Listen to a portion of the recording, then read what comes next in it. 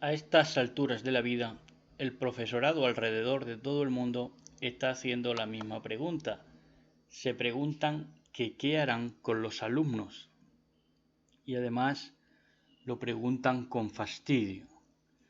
La pregunta está mal formulada, mal enfocada y ni siquiera es pertinente.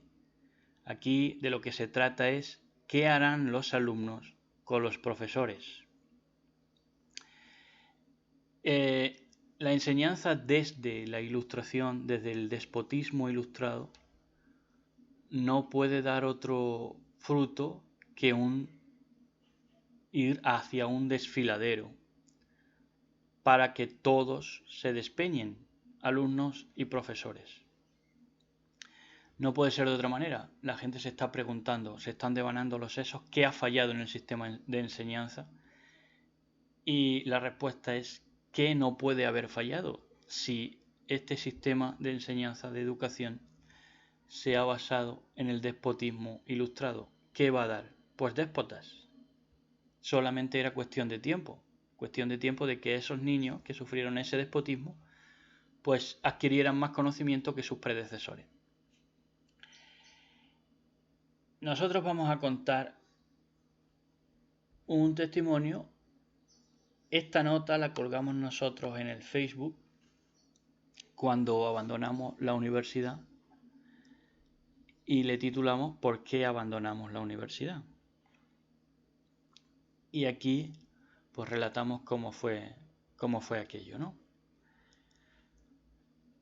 Por supuesto, antes de entrar, decimos que sí había una vieja escuela hace como 30 años, más de 30 años, en la cual si nosotros éramos gansos y hacíamos gansadas en el colegio, había un profesor o una profesora que estoicamente nos aguantaba y que nos pagaba bien por mal. Nosotros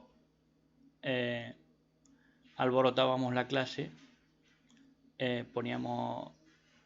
nos poníamos a hacer el ganso, como digo, y siempre había alguna profesora buena que se dedicaba a lo mejor a arreglarnos con todo y eso, a arreglarnos y cosernos una mochila que teníamos estropeada, ¿no? Yo me acuerdo de cosas así. Entonces sí había profesores de la vieja escuela. 30 y pico años después, por supuesto, eso se ha perdido. Es decir, la disposición de los niños con el paso del tiempo se ha hecho peor. Pero hasta ahí el sistema se podía aguantar. Lo malo es cuando ya la vieja escuela de los profesores se ha perdido. Entonces la nota es ¿por qué abandonamos la universidad? Y esta nota fue colgada en el Facebook, como digo, hace como cosa de pues un año, un poco más. Y yo ya la daba por perdida, pero casualmente la encontramos en la red a través de mi correo. Y pasamos a leerla. La primera vez que estuve en la universidad fue para asistir a la recepción de los nuevos alumnos en el aula magna. Los ponentes, con la excepción del hombre nombrado con el excéntrico título Rector Magnífico, fueron una colección de ramplonas explicaciones hechas por hombres y mujeres no menos ramplones y ramplonas, cuya única y teórica gracia era que se expresaban un poco más enrevesadamente que el ciudadano medio. Me llamó la atención un profesor de mi edad con ricitos rubios hasta los hombros, pero no por su aspecto, uno ya a esas alturas estaba curado de espanto de mi generación perrofláutica y surfista. Fue por la soberana estupidez que anunció. Era el presentador de la radio de la universidad y a la vez que invitaba a todos a participar en las emisiones se mostraba dispuesto a poco menos que excomulgar a todos los que no se alinearan al contenido científico de la radio. Las opiniones deberían ser respetuosas y calzar en las hormas científicas de la radio. La ciencia no era ni más ni menos que lo que él dijera o le mandaran de puestos más altos.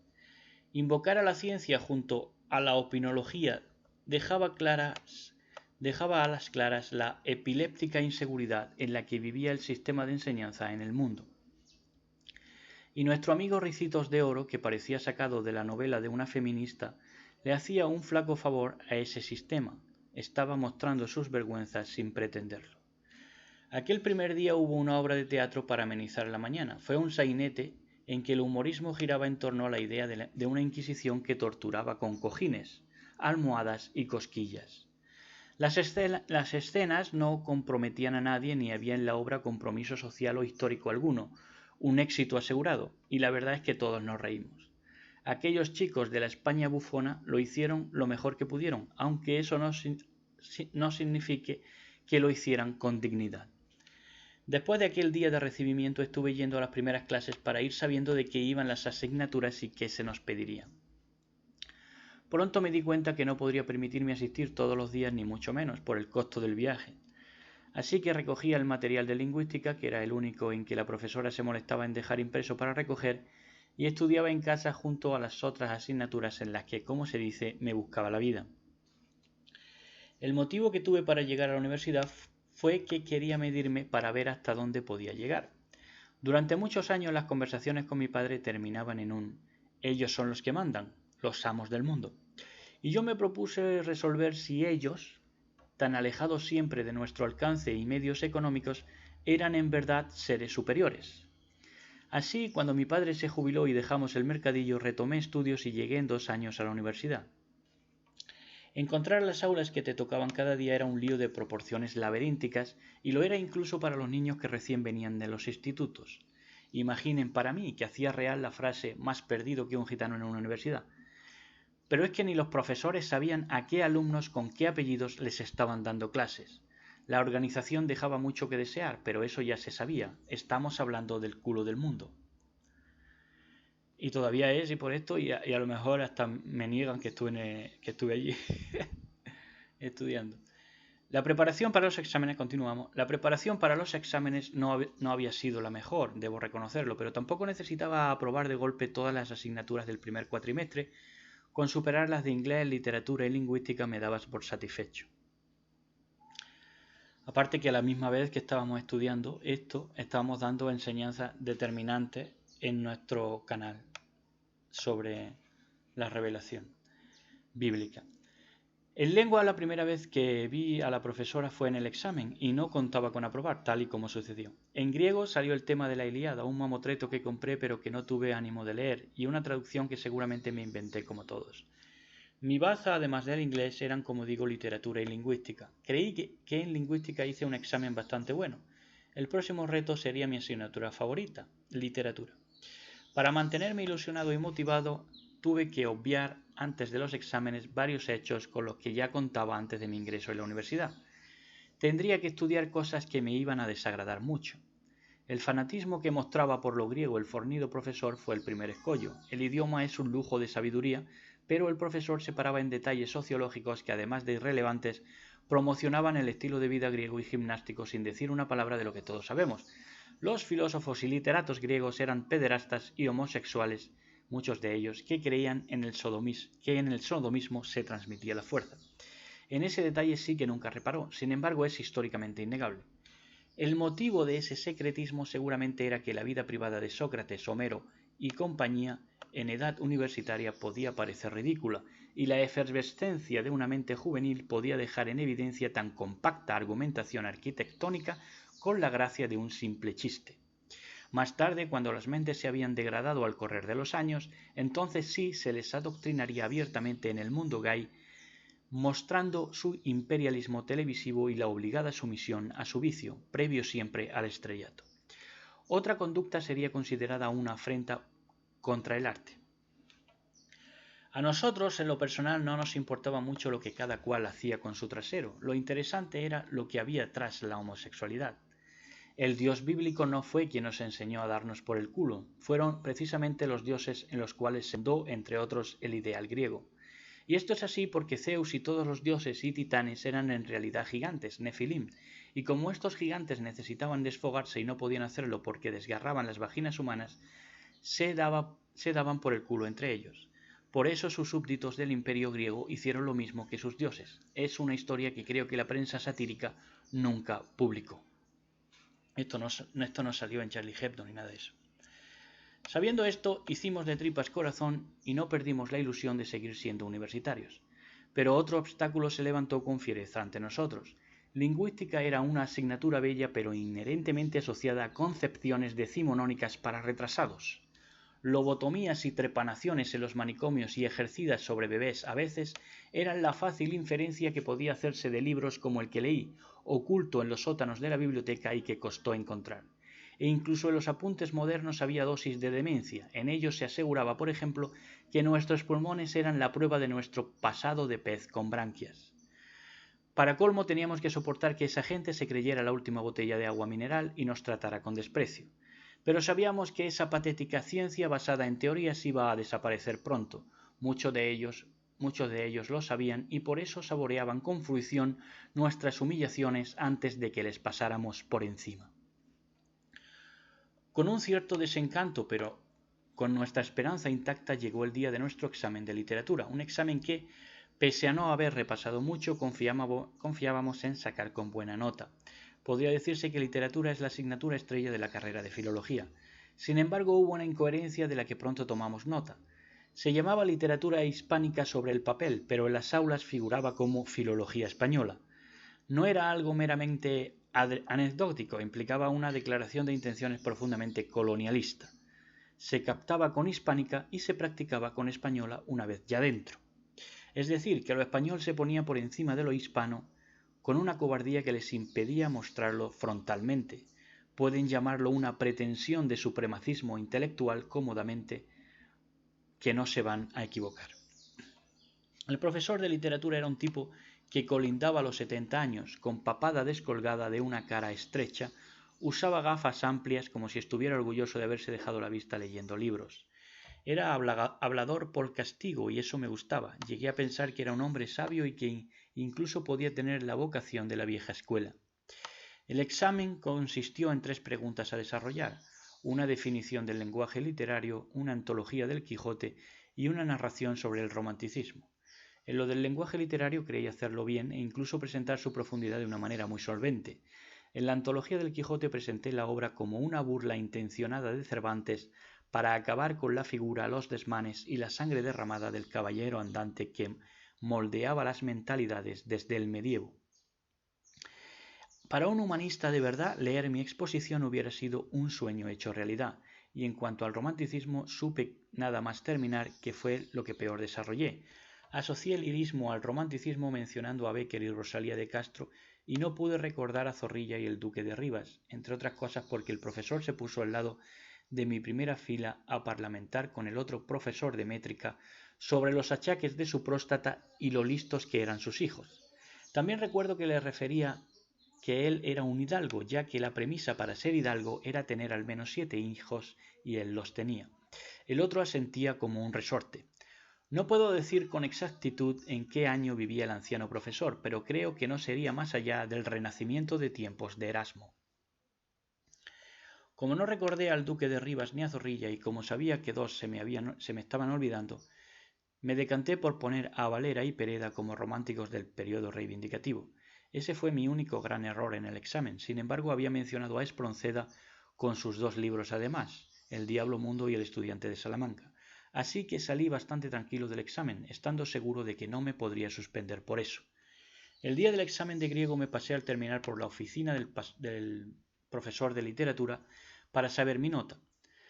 A veces los críos de mi carrera bromeaban sobre si tendría un póster en su habitación de Santa Teresa de Jesús, patrona de los escritores católicos, que él reverenciaba como un salido a unas bragas. A mí no me hacía gracia, el catedrático en literatura al menos tendría principios morales, y creía que merecía un respeto. Buenos días, me contestó. ¿Tu nombre? Le dije mi nombre. Suspenso, un 3. ¿Qué has hecho? Lo curioso fue que me lo dijo de memoria, nada más oír mi nombre, porque aún quedó buscando la hoja de mi examen un instante. No lo encontró de primera porque lo tenía parte del resto de exámenes. Ese error no se puede tener delante de alguien con alma de escritor. Aquel tipo había estado esperando al autor de mi examen, o sea, a mí mismo, como un zorro al lado de una madriguera de conejos, restregándose las manos como una mosca ávida. Me incidió todo lo que pudo en mi fallo sobre Valera y Pereda y me consignó a Bécquer y Rosalía como románticos tardíos. El primero que usted debería haber nombrado es Espronceda, luego Zorrilla y el Duque de Rivas, y luego ya como secundarios Bécquer y Rosalía. Asentí. Luego me preguntó por el naturalismo. Pardo Bazán y Blasco Ibáñez, le dije. Cambió de tercio y me preguntó por la obra de Zorrilla. Don Tenorio, le contesté nervioso. Sí, don Tenorio, se me burló. Don Juan Tenorio. Después me habló de los amantes de Teruel y su impronunciable autor. Para que supiera que yo sabía de quién me hablaba, le dije que había sido marido de la poetisa Coronado. Tuvo una relación, me aclaró, para bajarme los posibles pábilos que pudieran aflorarme. Pero la explicación de mi suspenso él sabía que requeriría más argumentos. Luego usted adjetiva aquí, me enseña el papel, búsqueda exhausta. ¿Qué pasa? ¿Está mal escrito?, le pregunté. No, es que ese adjetivo ahí no tiene lugar, en todo caso sería búsqueda exhaustiva. Efectivamente lo había escrito mal, pero no se había dado cuenta. Es una palabra que hay que revisarla, superhombres aún no existen, y se le había colado como buena. Respecto a cómo la había utilizado, su cerebro no logró asimilar que la búsqueda era exhausta en sí misma y que por eso dejaba exhausto a todo el que se adentraba en ella. El adjetivo no estaba mal utilizado, sino que la mente del profesor no daba para más, se colapsó. Sin embargo, le quedaba el último y gran argumento para suspenderme, un aldabonazo para la historia del paroxismo académico, la última gran cagada del sistema educativo y universitario. Fue lo primero que me dijo y lo que más me repitió. Yo lo he dejado para el final para que puedan disfrutar mejor. Usted utiliza un lenguaje que ni es el suyo, me dijo. Era el primer examen de su asignatura que había hecho, primer curso, primer examen de literatura, carrera recién comenzada. Jamás había tenido la oportunidad él de ver ni oír como yo me expresaba. Ni por habla, ni mucho menos por escrito. El aluvión de palabras vanas y muertas me impidió por un momento encontrar mi propio pensamiento. Bueno, le interrumpí, pero ¿en qué se basa usted para decir que el lenguaje que utilizo no es el mío? Es que la manera de escribir y argumentar que utiliza denota más conocimiento del que hay aquí plasmado. El anciano no podía superarlo, estaba sobrepasado. Creo que por un momento pensó que habría copiado o escrito de memoria. En todos sus años de catedrático no había visto a nadie expresarse con esa propiedad y ese genio. Nunca su ego se sometió a un dilema superior a aprobar a garrulos que escribían os con H como ofrenda a Santa Teresa, él, para ofrecérselo de ofrenda a Santa Teresa, o reírse de ellos junto a algún otro pedante y aprobarlos igual. De todas maneras sería un católico ejemplar y un profesor más benigno que el agua bendita. Semejantes dinosaurios del sistema no podían concebir que yo no amaba el lenguaje por recibir la herencia de hectáreas de libros. Yo jamás tuve en mi familia ningún ejemplo a seguir para decantarme por la filología. Hoy por hoy no hay nadie en mi intencionalmente segregada familia que tenga realizada ni la secundaria siquiera. Y eso es exactamente lo que se busca con la segregación racial, que el círculo se cierre en lugar de ampliarse. Sin embargo, yo me he pasado la vida yendo contra esa espiral, y así no me cuesta mucho entender que lo mío sí es filología. Lo de esa cátedra era filologia. A buen entendedor, pocas palabras le bastan. Y me sigue diciendo, y luego el profesor de métrica le ha dado un 0. ¿Qué ha hecho?, continuó. No sabía qué me estaba pidiendo en el examen, le contesté. Solo había que hacer un esquema de rimas con letras y guiones, pero o yo tengo problemas cognitivos o no supo expresar lo que quería. Yo he escrito poesía además de teología y tengo hasta libros publicados, le anuncié inflando un poco la nariz. Sí, y yo tengo publicados 47 libros con cátedra. 47 libros, 47 mierdas, todos libros técnicos sobre literatura, creatividad cero.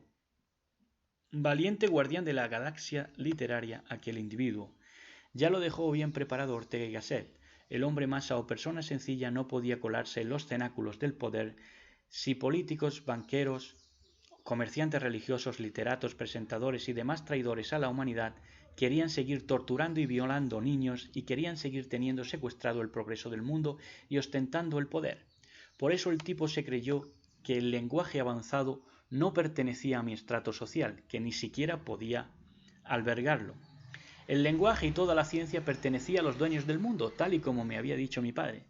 Y como mi padre no iba a entender la trama, solo me quedaba decirle: papá, no nos han dejado. No se puede hacer nada contra los gobernantes del mundo. A nosotros nos queda la miseria y el retraso mental con el que han obsequiado a ti y a toda la familia. Sí, papá, y besemos sus manos cuando no nos maten. Salí del aula con una sonrisa. Sabía que había vencido.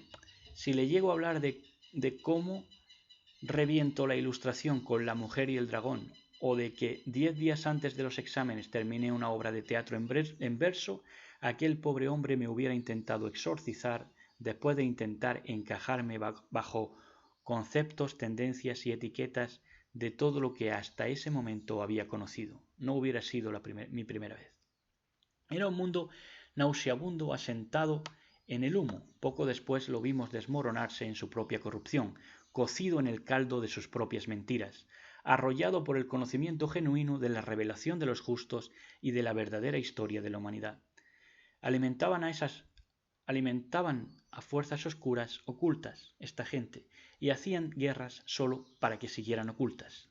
Transgresores de eras, ceguera de las naciones. Por eso abandonamos la universidad. Y hasta aquí esa nota, ¿no?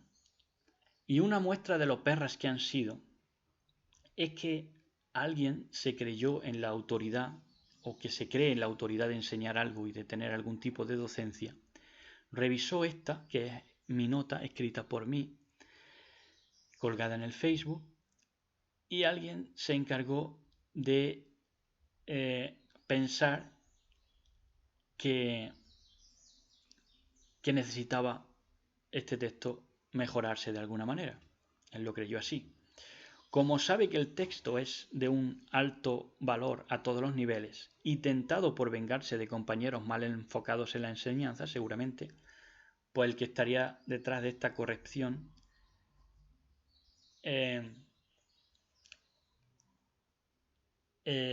todavía me corrige tachando frases enteras en lugar de ponerme 2 o 3 guioncitos que me faltaban en los diálogos. Y eso demuestra lo perras que han sido toda esta gente. Y es que no puede dejar de pensar gente así que ellos son los dones. Siempre había que tratarlos a los profesores como don. Porque en verdad ellos se pensaban que ellos eran el regalo, eran el don. Pero esto lo escribí yo, no lo escribió él. Así que el don nunca han sido el profesor, el don del profesor son los alumnos. Pero por no haber entendido esto están donde están. Entonces quítense del medio, sin vergüenzas, y dejen que los demás aprendamos de quien ofrezca algún aporte humano. Lo repito una vez más, con un libro a mano todos somos profesores. Eso no tiene mérito. El mérito, si hay alguno, es tener algo que decir que sea tomado de una lectura de vida auténtica.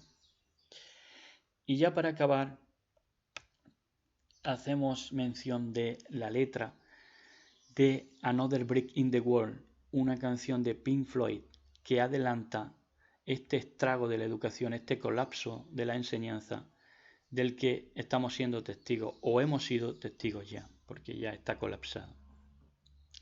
Otro ladrillo en la pared, Another Brick in the Wall. Dice: papá ha volado a través del océano dejando solo un recuerdo, fotografías en el álbum familiar. Papá, ¿qué más dejaste por mí? Papá, ¿qué dejarías atrás por mí? En conjunto solo era otro ladrillo en el muro. En conjunto tú solo eras ladrillos en el muro. Tú sí, tú, párate derecho, señora. No necesitamos ninguna educación, no necesitamos que controlen nuestros pensamientos, ni sarcasmo oscuro en el salón de clases. Profesores, dejen a los niños en paz. Profesores, dejen a los niños en paz. En conjunto es solo otro ladrillo en el muro.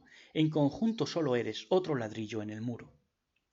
No necesitamos ninguna educación, no necesitamos que controlen nuestros pensamientos, ni sarcasmo oscuro en el salón de clases. Profesores, dejen a los niños en paz. Profesores, dejen a los niños en paz.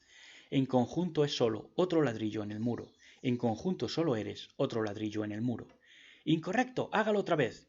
Si no te comes tu carne no podrás comer Pudding, ¿cómo puedes comer tu pudding si no te comes tu carne? Tú, sí, tú detrás de las vertientes de la bici. Párate derecho, señora.